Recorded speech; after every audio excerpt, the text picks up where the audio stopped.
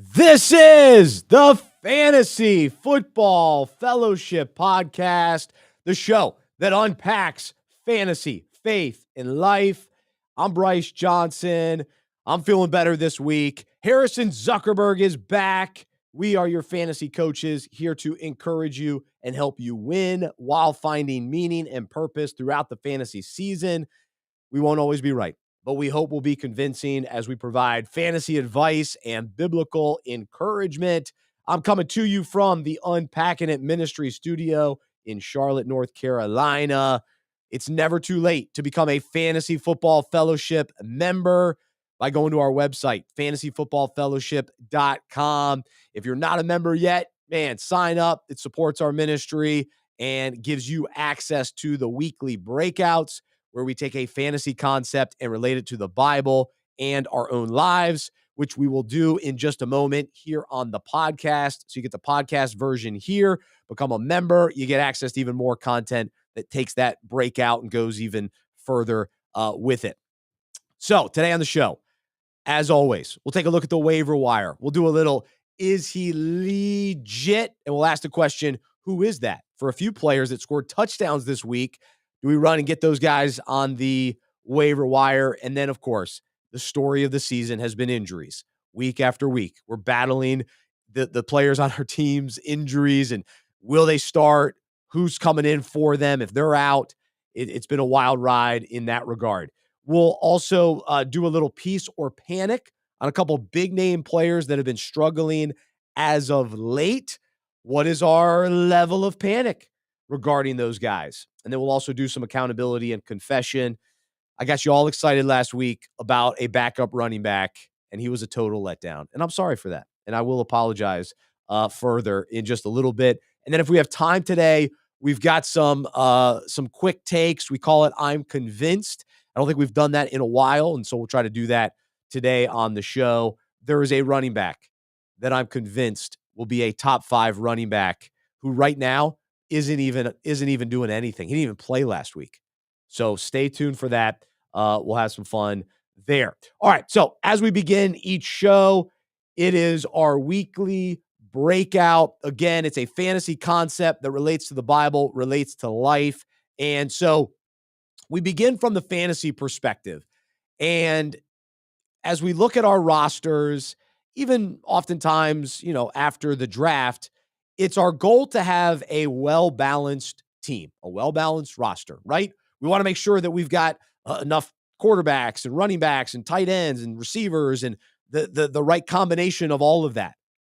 But what ultimately ends up happening all too often is that we look across our team and we realize my running backs are weaker than my wide receivers.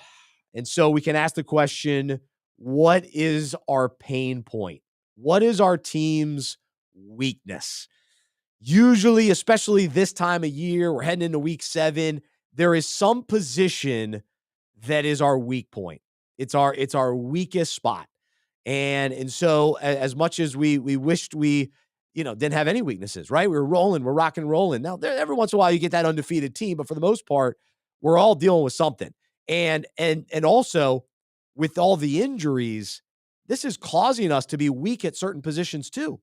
I mean, I came into the season feeling great at the running back spot. Well, that was my strongest. Well, now it's my weakest because they're injured. Nick Chubb's out. And so then, you went into the draft and you go, I'm going to punt on quarterback. Wait till the later round to get him. Well, if you thought that Daniel Jones was going to be that guy and have that breakout season and you punted and waited for him, well, that quarterback position is weak for you. And if you thought, maybe Russell Wilson will have that bounce back year. He's given you a couple good games, but if you're relying on him every week, you're probably in trouble as well. And so what is that position for you? Where are you the weakest? And what do we do about it? Now, hopefully, as we look at our team and we realize, okay, I'm weak at this position, it is causing us and forcing us and encouraging us to work the waiver wire, to make a trade, to identify the right trade partner to where, okay, they're strong at that position, so I need to tap into their strength in order to help my weakness on my roster, which is the tight end position or the running back position. Or you realize, okay, I'm weak at tight end. I need to be aggressive on the waiver wire and go grab a good tight end or grab a couple, kind of roll the dice on a couple tight ends so that I can be stronger in that area at that position on my roster. And so the other thing we have to factor in, whether it's a weak position, some of us just have weak teams. You just across the board, it's a weak team. And so you're having to really get some help. You need to look at some different experts.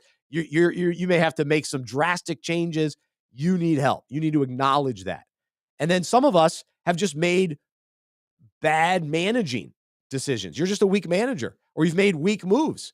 And so your team is weak because of the managing side. And so either way, whatever it may be of where you're weak or why you're weak, we have a choice to make as fantasy managers.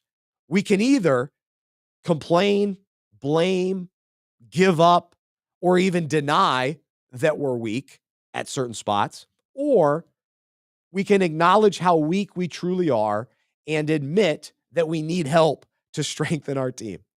And we go find that strength. We find that help, waiver wire, trade, expert advice, something.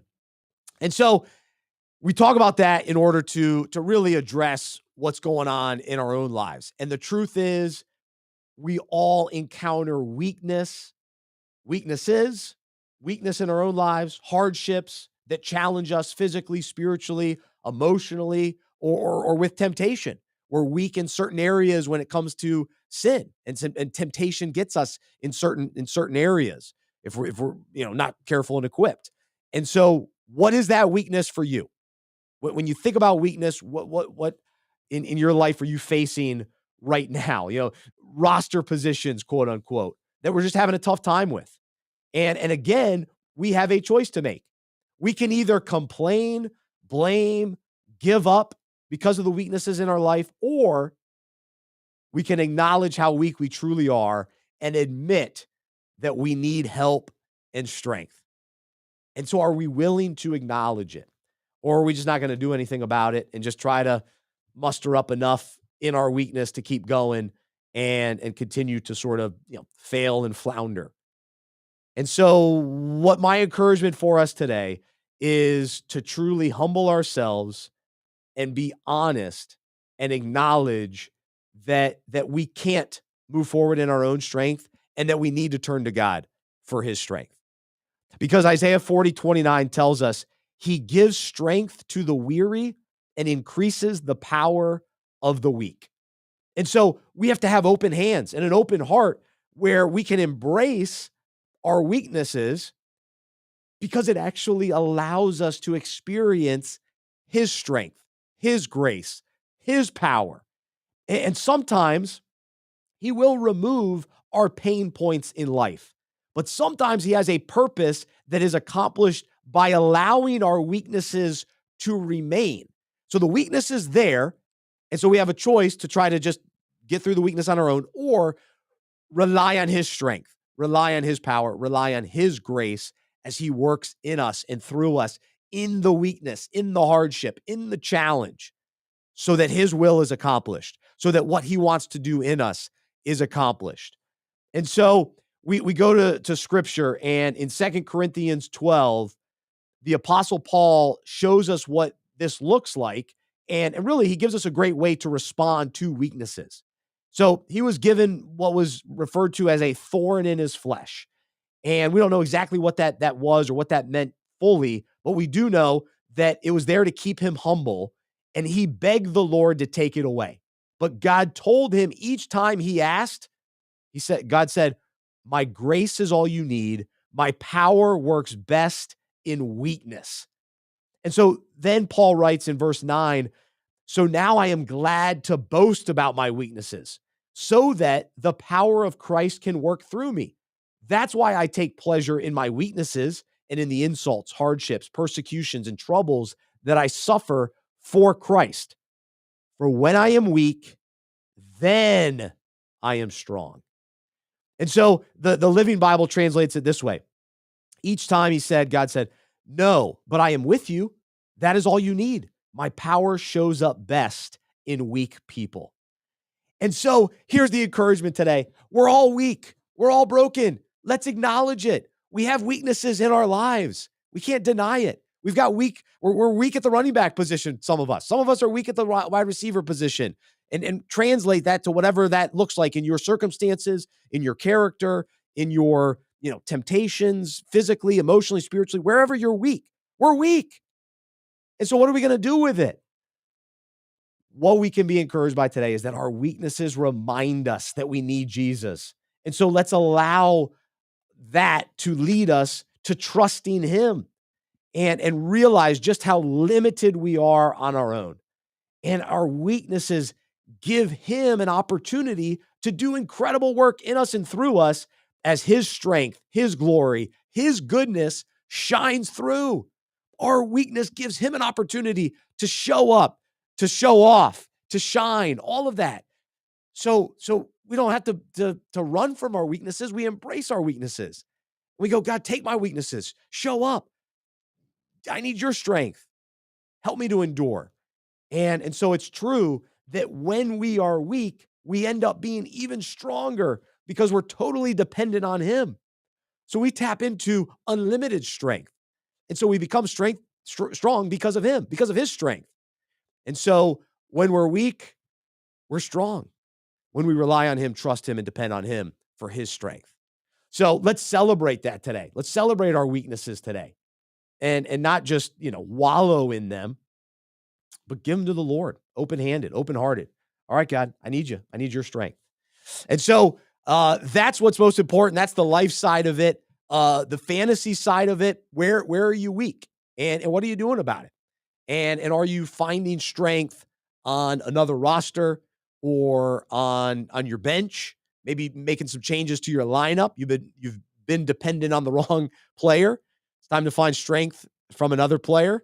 And so who is that for you? So you can leave your comments wherever you're listening. And let's say hello to Harrison Zuckerberg. All right, Harrison, where are you weak at this year? What position? What's going on?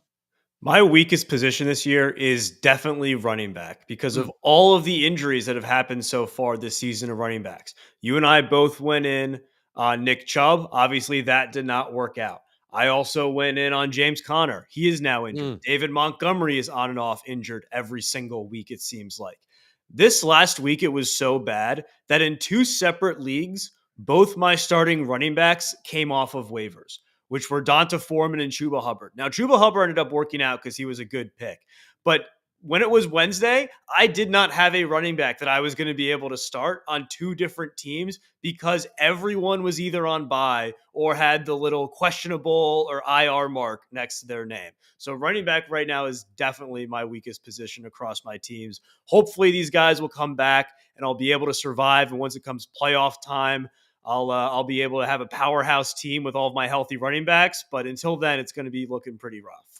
Man, I'm happy to say that I have 4 very solid teams this year and pretty solid across the board.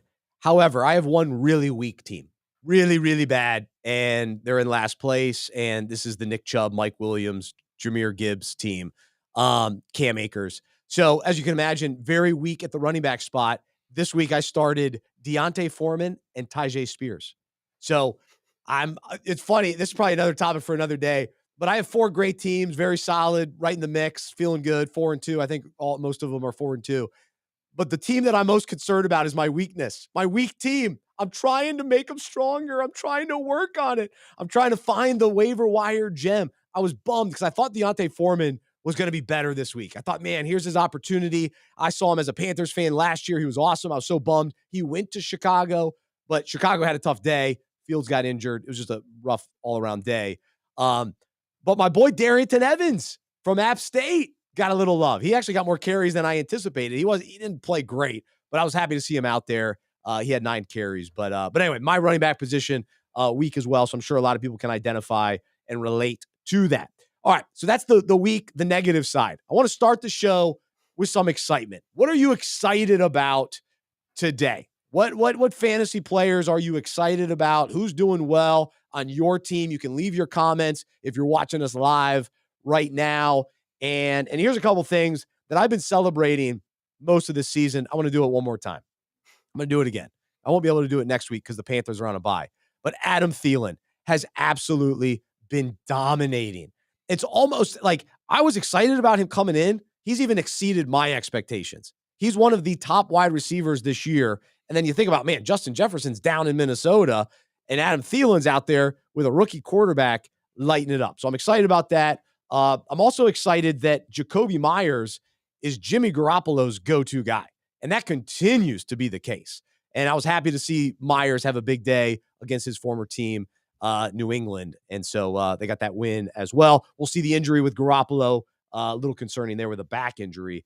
But do you have any excitement today, Harrison, or are you reeling from some of your fantasy losses this weekend? I don't have a ton of excitement. Yes, there's been some players who have been good for me, like Tua, like Zach Moss, who was, a week one pickup and has been a stud every single week so far this season. I'm going to ride Zach Moss until the wheels fall off. But there's not a lot of positives happening for my teams, at least this last week. I went 0-5 this week, and 3 of those losses came by 0.8 points, 4 points, and an 8-point loss. And they all happened on Monday Night Football due to either CeeDee Lamb, Dak Prescott, or Keenan Allen. So it was not looking good for me. And like I mentioned before, my teams have been hammered by injuries. Justin Jefferson, Miles Sanders, David Montgomery, Justin Fields now getting injured this last week, which normally would be okay because, if you have a really injured team, your team's probably pretty bad. It's near the end of the waiver wire. You can go pick up the replacements off the waiver wire. But all of my teams, except for one, are, number 2 in the league, number 3 in the league, number 1 in the league going into this week. So I'm in the last place in pretty much all of my waiver positions. So there is no hope for me getting any replacements anytime soon. So I do not know what I'm going to do these next few weeks. Harrison, you've got to switch your leagues to the FOB system. You got to be the bidding. You got to bid for waiver wire players.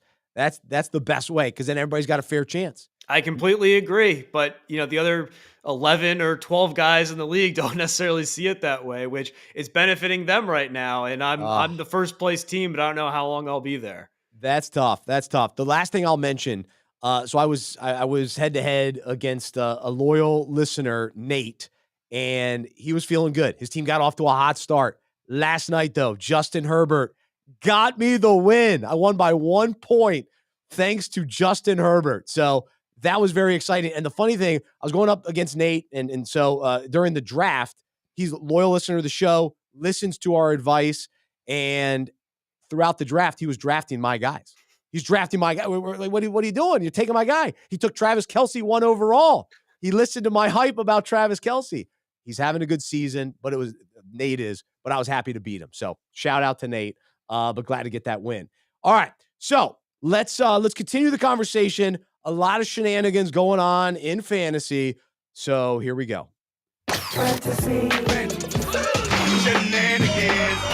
Fantasy shenanigans. All right. The one big takeaway from this past week that was just sort of bizarre, weird shenanigans, the quarterback position. Barely anybody had more than 20 points this week. So Hurts, Tua, Goff, and then Herbert and Dak were okay last night. I don't know what they finished. I forget the number. I wrote this before that. But Herbert, if you can look up Herbert and Dak, how many they finished with. But the reality is very few quarterbacks put up big numbers this week. And so I don't know what to make of that necessarily. Part of it is defenses are getting a lot of sacks this year. So if you're in a league where sacks are counting, some interceptions are up. Defenses are playing well. I mean, we're talking about, Jets defense is good. Cleveland defense is good. Dallas is good, even though Herbert overcame that defense last night. So that, what do we do with the quarterbacks? And then the fact that Jared Goff is playing really well. And so if you're talking about him in that conversation with Hurts and Tua, what do we make of that? That's pretty interesting. And then Amon-Ra St. Brown, probably the best wide receiver this week, 30 points for him. So that's some shenanigans. And I think coming in this week, a lot of guys on buys. The waiver wires tends to be pretty light at the quarterback position. And so a lot to navigate there and some inconsistency with that position. So What did Herbert finish with? He got me enough to win Herbert last night. finished with 19 last night, and All then right. Dak finished with almost 25, 24.8. All right, so we'll throw Dak in that mix. So Hurts, Tua, Goff, and Dak. Those are the only guys with clear big weeks at the quarterback position. Do you have any thoughts on the quarterback spot? I mean, I'm just kind of throwing it out there as wow, what's going on here? Yeah, it's been really weird. I think we've definitely seen the offenses of the NFL shift a lot more towards running the football. And even the elite offenses and elite quarterbacks like Tua in Miami, the ground game is really what's powering fantasy there with Raheem Mostert and Devon Achane when he was in, and now Ahmed when he was in last week as well. I think he got 12 points this week. So running backs, even though we keep complaining early in the show that we don't have any of them, seem to be the most valuable asset over the passing game this year. Because and oftentimes, teams are running multiple guys, and it's a 3-person committee, and we'll talk about Arizona in a little bit, but that's kind of the case there. So, I've mentioned multiple times in Pittsburgh, they're using 2 running backs. I prefer Jalen Warren, but that's part of the deal too. So, I expect some quarterbacks to have some bigger weeks. Like I'm talking about this multiple times. Trevor Lawrence has yet to have that 4-touchdown game where it's like he's throwing 4 touchdowns. I know he's capable of it. And even Patrick Mahomes hasn't necessarily been lighting it up yet. You got to think that it's there. It's possible. So when will that come? Just some shenanigans there. The other team that I want to talk about, the Atlanta Falcons. Now, they're a tough team. They're playing well, but Desmond Ridder continues to put up like decent numbers, but then he throws key interceptions. So he's a letdown in real football, but he's getting these guys involved now. So Drake London, 9 receptions, 125 yards. There was concern early in the year. It's like, where's Drake? What's he doing? And then how about the tight end position? Jonnu Smith, 13.6. Kyle Pitts, 14.3. And you'll say, oh, that's not that many points. For the tight end position, it is. Both those guys were top 5 tight ends this week. Both of them at tight end. So that's huge. But I don't know what to make of Atlanta. Because is Ridder really going to be the guy? Do we really trust him? I don't think they trust him because they're not winning games with him down the stretch. And then can we really trust 2 starting tight ends as starting fantasy tight ends? What do you think, Harrison? I don't know. Atlanta is a tough case because it seems like they have 2 of every position. They have 2 running backs. They have 2 tight ends. Which one do you start each week? Who knows? Desmond Ridder, I don't have a lot of faith in. I think we may see Taylor Heineke sooner rather than later, especially if he keeps making these key mistakes in games. But for fantasy, that's definitely my biggest fantasy shenanigan this week was how Kyle Pitts has performed the last 2 weeks. Because I have never been in on Kyle Pitts. I'm not a Kyle Pitts fan, never had him on my teams. And he was awful to start the year. And I was taking a little bit of a victory lap saying another year of Kyle Pitts letdown. However, the last 2 weeks are the 2 times when I have played Kyle Pitts in multiple weeks. And of course, that is when he has his touchdown and when he has his 7 reception games. That seems to only happen once a year. So it's like, come on, really? Kyle Pitts, who's been getting 4 points every week, now goes off for 17 the 1 week that I play him. That's my biggest fantasy shenanigans. I can't believe that I've gotten beat by Kyle Pitts out of all people. Yep, that's what happens. But I've been playing Jonnu, and he's been pretty good. And we know he was good in Tennessee, but then he disappeared in New England. That was such a weird signing, and then they never used him. So he's reemerging. So I'm not totally shocked by it. We know that he can play. So I mean, everyone disappears in New England these last few years, so that's not his fault. And then out of the blue, Kendrick Bourne has a big game. Remember, he had a big game week 1, totally disappeared, and he popped up this past week. 10 receptions for Kendrick Bourne.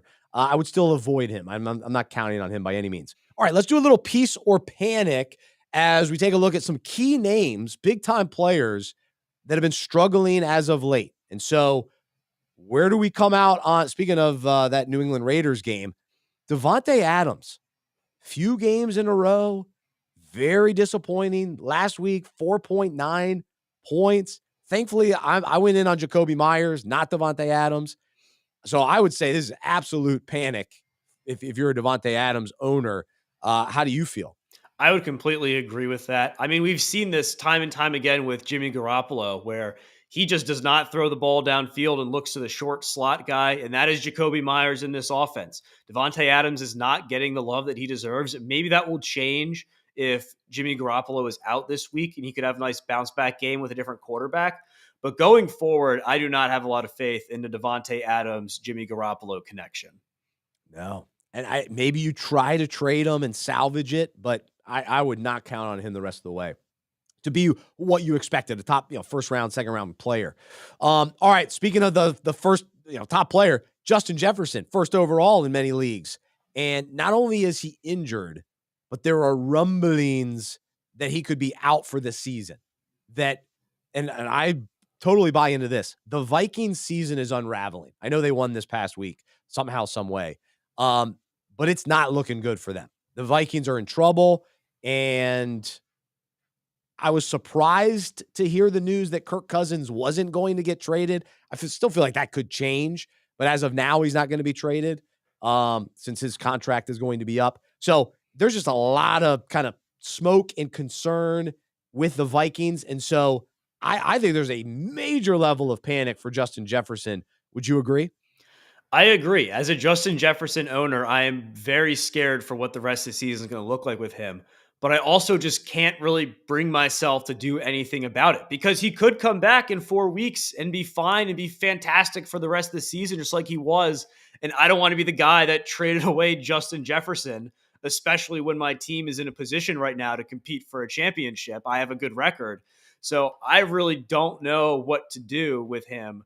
I mean, the smart move probably would be to trade him because you're going to get good value for him. I mean, you'll never get the value that you actually deserve for Justin Jefferson in any trade, even if he was healthy.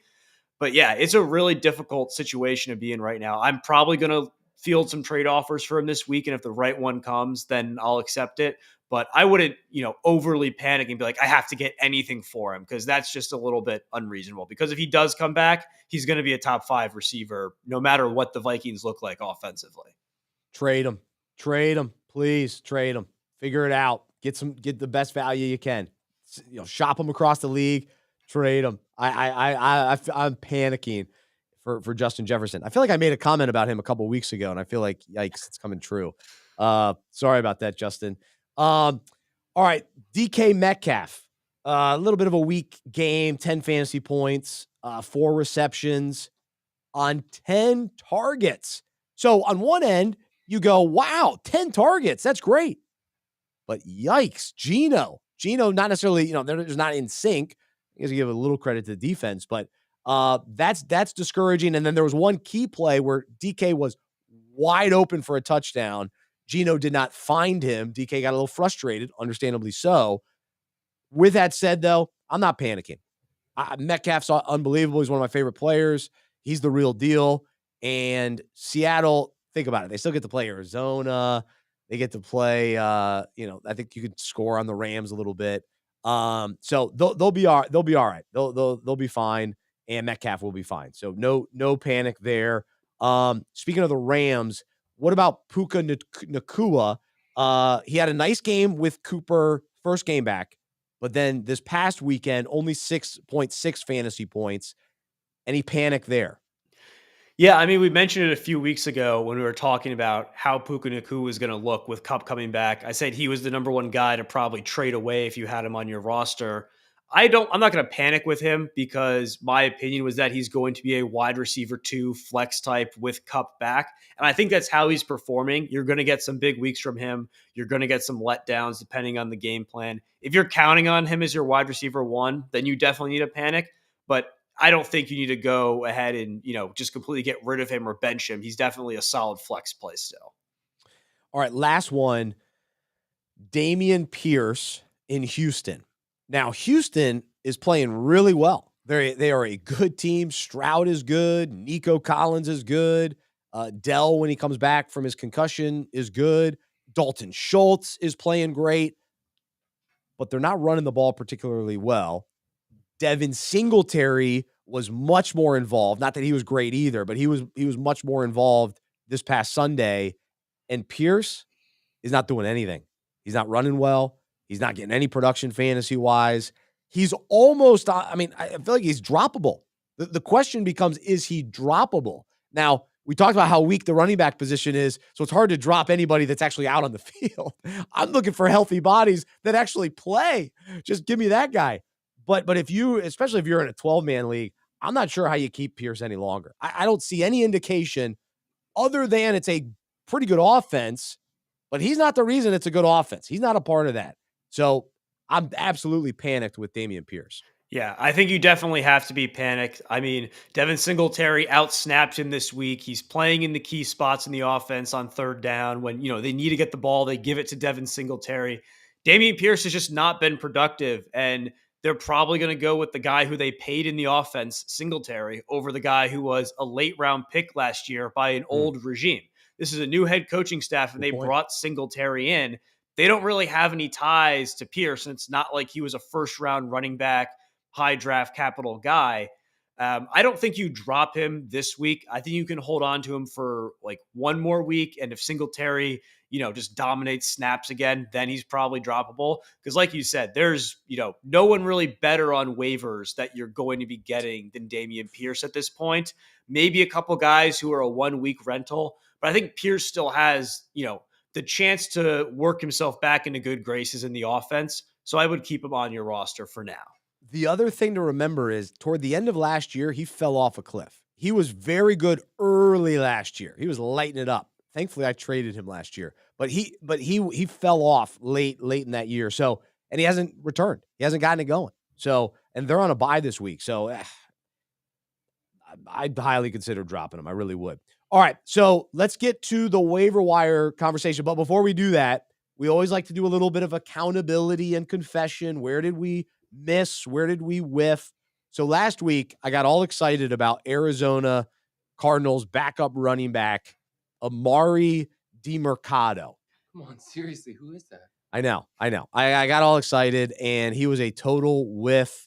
And partly was the timing of this show, because we found out that Keontae Ingram was going to come back, and he was going to be the running back. But come to find out, Arizona just didn't run the ball. They weren't very good last week, and they had 3 different running backs that were in the mix. So what's the bottom line? I missed. I'm sorry. I picked him up in a couple leagues. I even started him in one league, and that was disappointing. So I'm going to cut bait. I'm not even going to give him another week, I don't think. I don't think so. I don't see it, and that was unfortunate. But anything else you need to get off your chest that you need to confess today, Harrison? Yep, you may be right about Joe Mixon, Bryce. Every single week, I wait for the breakout game to come. I was hoping for it this week, but he has continued to let me down. He has not scored over 15 points once this entire season. But somehow he's still the RB19. That doesn't make any sense to me. I looked at it today. I was like, I hate Joe Mixon. He's awful. Bryce was right. I never should have drafted him. But he was still a top 20 running back somehow. Makes no sense. But yeah, I think the Joe Mixon top 10 season is no longer within reach, because the Bengals just aren't scoring touchdowns. And when they do, it is Jamar Chase. And that's the entire offense. So unfortunately, I was wrong. You were right about Joe Mixon. Yeah, at least to this point. But you bring up a good point, because oftentimes we get discouraged by the amount of fantasy points that our player has scored. But we have to put that in context with the overall position. And so, yeah, you're frustrated. You want more points out of Joe Mixon, but if he's still a top 20 running back, you're still putting him in as your RB2. You're still starting him every week. So it is all relative, and you know, all of that has to be factored in, but it requires some perspective. Because same with the quarterback position. Like, I can't stand that Trevor Lawrence isn't putting up more points. What's the alternative? Like, he's still right there in the mix. He's still a top 10 quarterback. So it's not like I don't know where I'm going to get more points consistently from anybody else. So unless I had, Jalen Hurts, I guess. But anyway, so that's part of the deal as well. All right, let's look to the waiver wire. A lot of guys on buys this week. I'm decimated by buys. So I'm going to have to make some decisions this week. You cut bait from some of those backup running backs that I've been hanging on to. I need healthy people this week. But I want to go through, we'll have some fun with this. We'll ask Harrison if he's legit. And then some of these guys, though, we got to ask, who is that? Let's begin with Jacksonville and their tight end, scores a touchdown, 2 receptions. No. Not Evan Ingram. Brenton Strange? Come on, seriously, who is that? Come on, are you gonna tell me who that is? No idea who that is. Never heard of him, and I would not go get him on the waiver wire. So no need to worry about him. But what about Rashid Shaheed? Come on, seriously, who is that? Oh, you know who that is because I talked about him at the beginning of the season. I love this guy. He's awesome. He's on my Dynasty Keeper League. 18 fantasy points. He is electric. So is he legit, Harrison? Together. Yes. Yes, he is definitely legit. If you've been listening to the show, you know how great Rashid Shaheed is. He's very hit or miss week to week because he is Boom or a bust. big play guy, but he definitely is talented. He's involved in the offense. He should be on all fantasy leagues rosters. Absolutely. All right, we got to go to I think he's with Cincinnati. Andre Losavas? Come on, seriously, who is that? Come on, are you gonna tell me who that is? He got into the end zone for the Bengals. That's right, because I was texting my buddy or my brother who he has Jamar Chase. And so total vulture on this one. Andre Losavas, is he legit? I don't think he is. He's a rookie, so maybe a few years down the line he'll take over for Tyler Boyd in the slot there. But this season, I do not think that he is legit. No, I don't think so. All right, let's go to a couple rookie tight ends starting in Arizona. Trey McBride. Come on, seriously, who is that?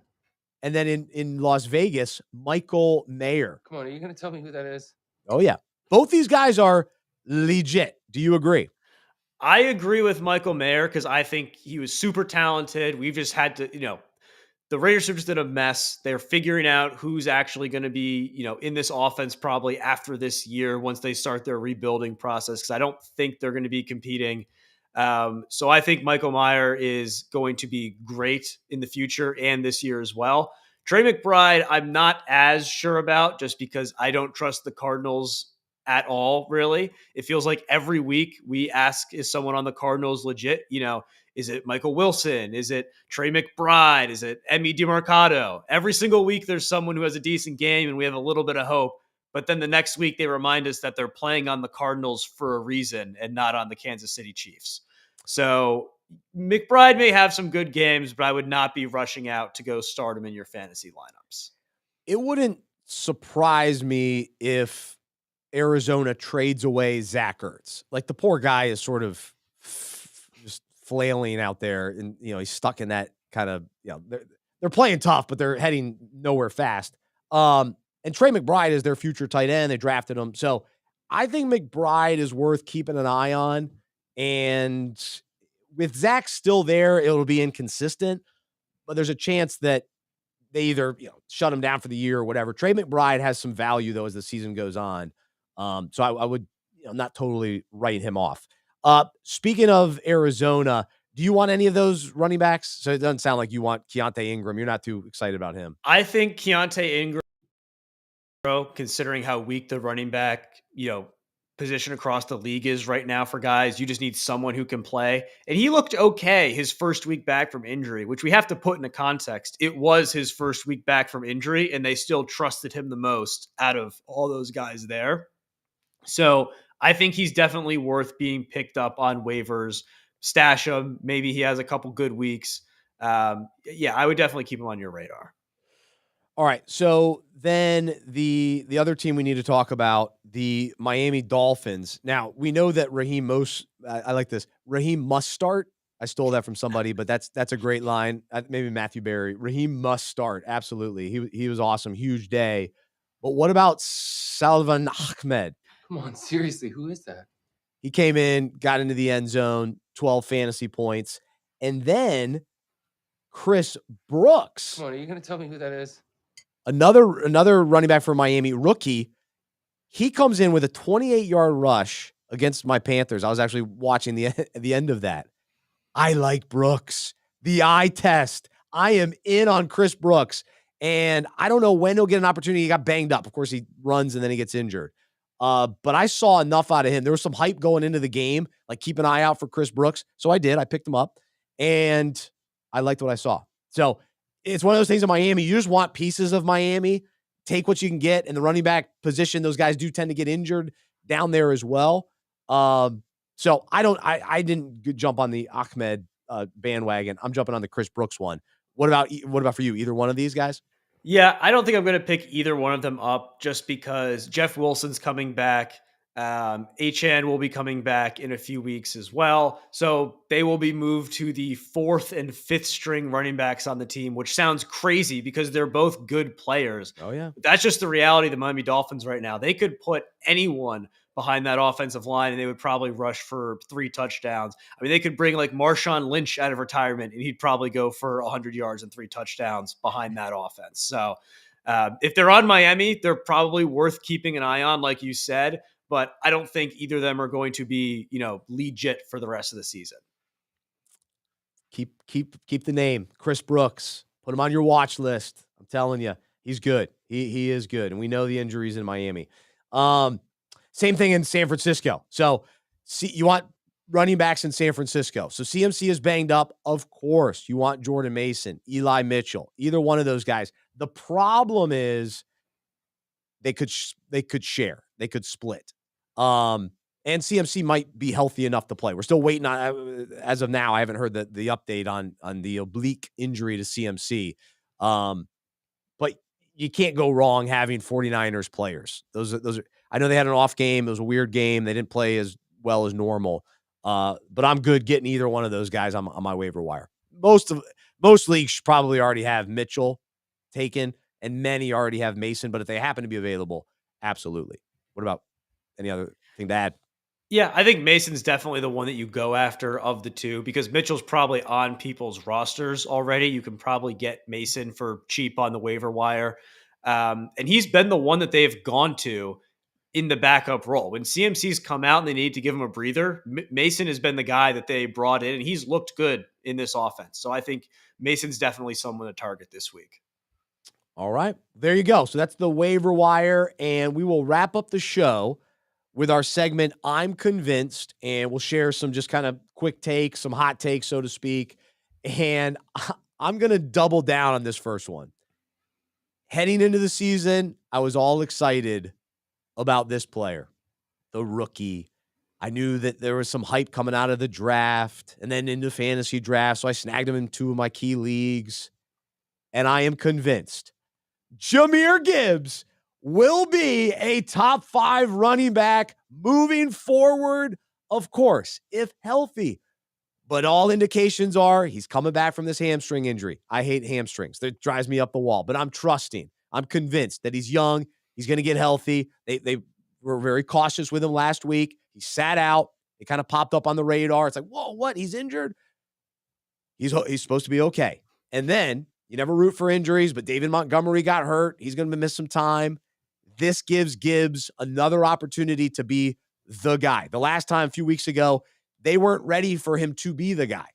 But the Lions are clicking. The Lions are rolling. The Lions are one of the best teams in the league. And guess what? They run the ball as well as anybody. They throw the ball as well as anybody. Their defense is unbelievable. Their O-line is unbelievable. They're well coached. And they invested in Jahmyr Gibbs. They want him to be a superstar. It's time. It's week 7. Let's go. The running back position, like we said at the start of the show, is weak. Jahmyr Gibbs, not weak. He's strong. He's coming in. He's going to be the guy. Get ready. I'm convinced. Top 5, unleash the man. Let's go. What are you convinced of? I am convinced that another rookie, Rashee Rice, will finish the season as a top 20 wide receiver, which pretty much what I'm saying by that is you are going to be wanting to start him every single week in your fantasy lineup. Right now, he leads all wide receivers in both receiving yards and targets on the Kansas City Chiefs, despite playing the 4th most snaps of anyone at the position. When he's been on the field, he has been great. And also, he has been on the field when it matters most. He has 13 catches for first downs, which is only 2nd on the team behind Travis Kelce, obviously the go-to guy, and no one else on that team is in double digits. Now that we see Justin Watson is injured, that's going to open up more playing time for Rice because Watson been playing ahead of him, even though he hadn't been targeted more than Rice. And we saw the breakout, 2 weeks ago, he caught a touchdown, 4 receptions. Last week, he had 4 receptions and nearly 80 yards.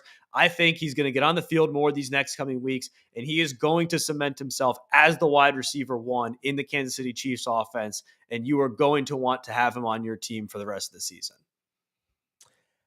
I'm convinced that James Cook is not going to live up to the hype and the expectations that we had hoped. Because early in the season, I thought, I whiffed. I didn't get any James Cook on. He's not on any of my teams. However, he's just not doing enough. He's not involved enough in that offense. Now the Bills are flirting with Leonard Fournette, and he could be a goal line guy. He could be a pass catching guy. That's sort of what Leonard Fournette is at this point. So I know Damian Harris is out, and that's why they're getting Leonard Fournette. I understand that. But this offense in Buffalo, a little hit or miss at times. It's frustrating at times. And I thought maybe James Cook takes that big step forward. He's had 2 weeks where he's been top 14. But other than that, he's been, running back 33, 36. He's not having the big games. He's only gotten into the end zone one time the whole year for a Buffalo offense. He's not the guy. So if you're counting on him to carry your team or to be, to take that next step, I don't see it happening. I really don't. Coming up, they've still got New England's defense. They've got to play the Jets. So it's Dallas, Chargers, Philly. Oof, it's going to be tough. Tough for our boy James Cook. So there you go. All right, give me one more. My last one, another running back who's been disappointed is Miles Sanders. And I am convinced that now Chuba Hubbard is the starter in Carolina. He was already splitting time with Miles Sanders, and he's just been way more effective so far this season. 4.5 yards per carry compared to Sanders' 3.1. And again, like I said with Rashee Rice, when do they get the ball? Is it on third down? Is it when it matters? Chuba Hubbard has 18 first down rushes compared to Sanders only having 9. When they need a first down, they give the ball to Chuba Hubbard because they trust him more. He had a great game this last week in the sole starting role, and I don't think Miles Sanders is going to get that starting role back when he comes back from injury. I think Chuba Hubbard is the guy to have for the rest of the season in Carolina. And a lot of people in your league who picked him up this last week, if you didn't, are probably going to drop him within the next couple weeks. So I would either go then pick him up immediately after he's dropped again, or go trade for him because they don't think he's going to be the starter, when in reality, he is the guy to have in Carolina.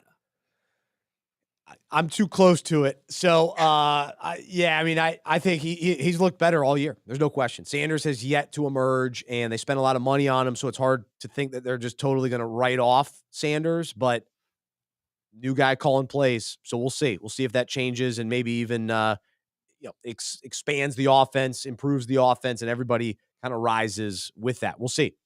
They got a bye week to try to figure it out. But one thing we do know, Adam Thielen, baby. You can lock it in. Lock him in. He's awesome. All right, guys. Hey, enjoyed it. Great job, Harrison. Good show today. Good luck, everybody. A lot of bye weeks. So it's going to be challenging. And then Thursday night, we got the Jags coming up against the Saints. So that should be interesting to kick off the weekend. A lot of fantasy ramifications in that one. So enjoy. Again, today's breakout was all about weakness. Where are you weak? Where are you weak in fantasy? Where are you weak in life? And remember, when we are weak, we are strong. When we trust the Lord, when we rely on his strength, when we depend on his strength, he makes us strong. So when we're weak, it allows him to come in, to step in, to shine through. And so, man, we actually become strong because of him. It's awesome. So we got to embrace that, enjoy that, and thank him for meeting us in our weakness and making us strong. That's all I got for today. Thank you so much for being with us. I'm Bryce. He's Harrison. I'm a fantasy manager and a sports fan who follows Jesus. I believe in the good news that he died on the cross for my sin. He was resurrected, and through faith, I've been saved by his grace. I hope that is true for you as well, and I hope you'll join me as we live life as fantasy managers who follow Jesus together. Have a great rest of your day. We'll talk to you next time right here on the Fantasy Football Fellowship Podcast.